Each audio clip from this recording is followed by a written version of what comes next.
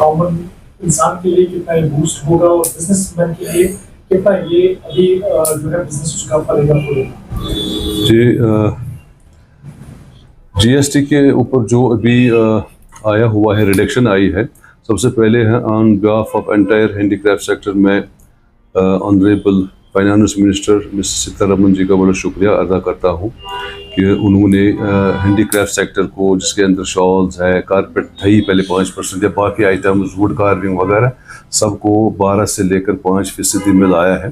तो डेफिनेटली ये एक बड़ा हमारे लिए एक मतलब बूमिंग है। इससे हमें पूरी उम्मीद है कि हमारा हैंडीक्राफ्ट सेक्टर एक बूम कर सकता है, और खुसूसन डोमेस्टिक मार्केट, क्योंकि इंटरनेशनल जैसे एक्सपोर्ट में तो जीएसटी वापस मिलता है एक्सपोर्टर को, पर डोमेस्टिक हमारी कंजप्शन ज़्यादा, जो हमारे हाई वैल्यू एंडेड शॉल्स है, कारपेट्स, वो डोमेस्टिकली बिकते हैं। तो उसके अंदर एक अच्छा खासा फ़र्क सेल्स में आ जाएगा, एक बड़ी अच्छी मतलब बड़ा अच्छा हो गया हमारे हैंडीक्राफ्ट सेक्टर के लिए। तो उसमें जो एसेंशियल आइटम्स है, हाउस होल्ड आइटम्स है, उसमें भी जीएसटी को स्लैब जो है कम किया गया है।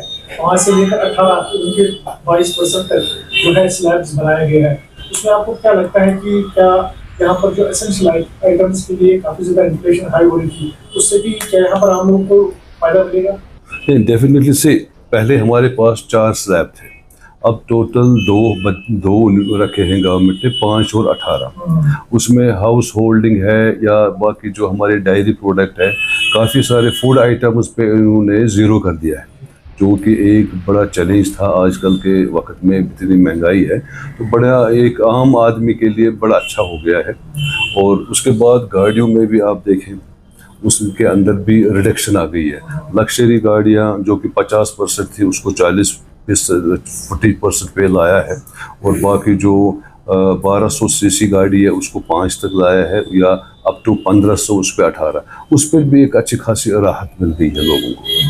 जो डेयरी या जो खाने पीने की आइटम्स है, उसमें काफ़ी ज़्यादा इन्फ्लेशन हाई थी, उसके लिए जो चैम्बर ऑफ कॉमर्स है वो क्या कहना चाहेंगे? तो हमारी पहले से ही डिमांड थी कि आम पब्लिक बोले आजकल मुश्किलात है सबके लिए, मतलब खर्चे इतने सारे बढ़ गए हैं, तो उस पर 12 से 5 लाया है, तो एक बड़ी राहत है लोगों के लिए, एक आम आदमी के लिए बड़ी राहत है। तो वही हम उसको बड़ा अच्छे मतलब बड़े अच्छे पॉजिटिव में ले रहे हैं, और अगेन हम मुबारकबाद करते हैं श्री सीतारमन जी को। जीएसटी का इस पे वो तो सेल्स पर है।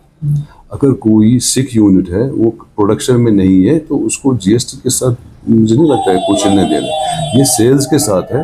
एक आम आदमी के लिए अगर हम मतलब ले लें एक पश्मीना कानी शाल, ये आजकल तकरीबन 70-80 हज़ार रुपये इंटू 12%, यानी 8-10 हज़ार रुपये उसके ऊपर जीएसटी बनता था।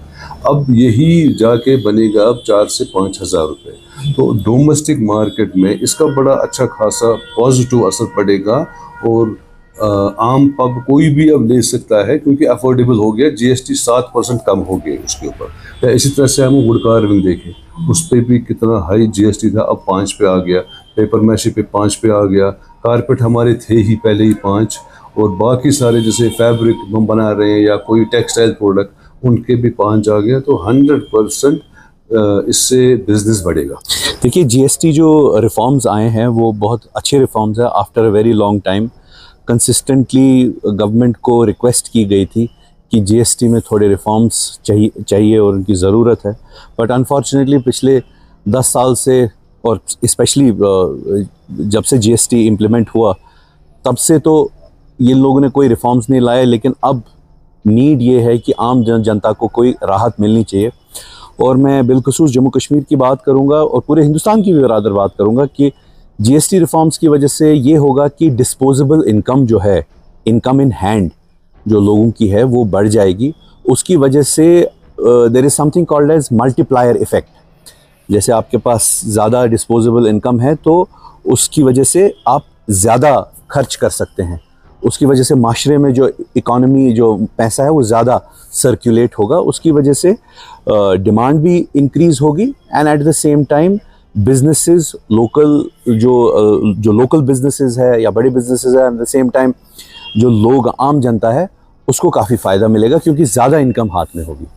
और एक और बात ये कि जीएसटी के रिफॉर्म्स काफ़ी बहुत ज़्यादा ज़रूरत थे, और मुझे पूरा यकीन है इसकी वजह से अब थोड़ी राहत लोगों को मिलेगी। देखिए, रेवेन्यू पे तो इम्पैक्ट होगा, लेकिन मैं एक बात और बता दूं कि रेवेन्यू, ये सारी चीज़ें अल्टीमेटली लोगों के बेहतरी के लिए होता है, और लोगों की जो बेहतरी इसमें है कि उनके पास इस टाइम पे, क्योंकि फ्लड सिचुएशन भी है, पहलगाम की सिचुएशन भी हुई है, तो उनके पास डिस्पोजेबल इनकम ज़्यादा हो। और एट द सेम टाइम मुझे पता है FRBM एक्ट के हिसाब से आपको शायद 3% के हिसाब से आपको फिस्कल डेफिसिट पे रन करना पड़ता है, लेकिन जब कभी भी इकोनॉमी में स्लम्प आता है, डिप्रेशन आता है, रिसेशन आता है, या कोई नेचुरल कैटास्ट्रोफी होती है, नेचुरल कैलामिटी होती है, तो it is imperative for the government to run on the deficit. अगर उस पे FRBM के जो कुछ रूल्स है वो फ्लाउट भी होते हैं और government runs on a deficit, it is not a problem, क्योंकि इवेंचुअली जब आप डिमांड बढ़ाते हैं तो इकोनॉमी खुद ठीक हो जाती है।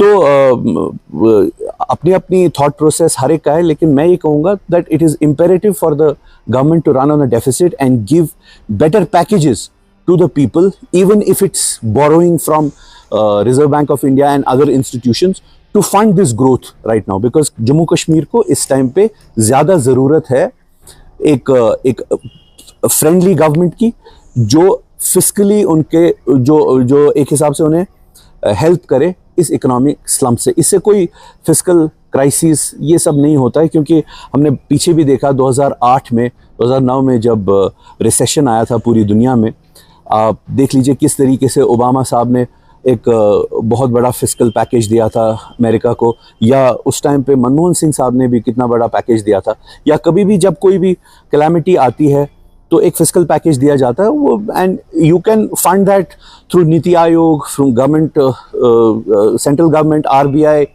And other institutions who can give you loans. But it is important that people should have money in their hands in these tough times, because already there is a lot of unemployment.